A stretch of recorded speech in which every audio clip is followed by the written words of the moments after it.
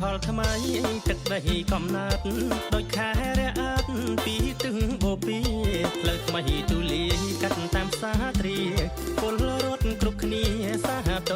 រីករាយណាអូនអើយសែនរីករាយបន្ទាយចក្រែងទឹកដីព្រំដែនសប្បាយក្រៃលែងព្រោះបានផ្លូវថ្មី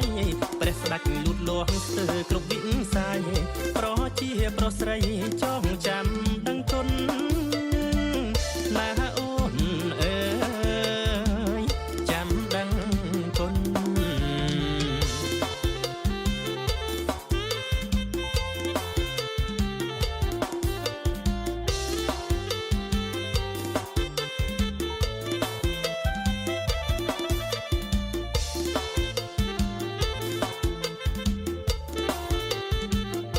ព្រះស្ដេចពីមុន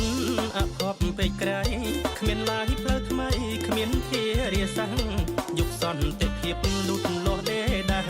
ប្រជាឃើញច្បាស់ថ្នាក់ដឹកនាំល្អណាអូនអើយ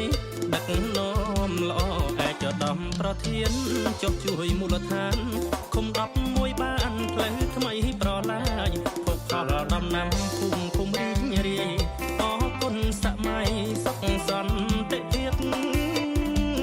ណាអូនអើយសុខសន្តិភាព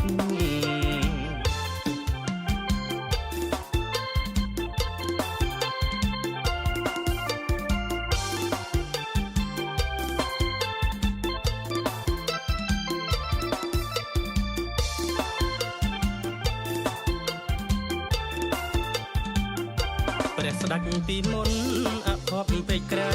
គ្មានឡាយផ្លូវថ្មីគ្មានធារាសាំងយុគសន្តិភាពលូតលាស់ដេដាំងប្រជាឃើញច្បាស់ថ្នាក់ដឹកនាំល្អណាអូនអើយដឹកនាំល្អឯកឧត្តមប្រធានចុះជួយមូលដ្ឋាន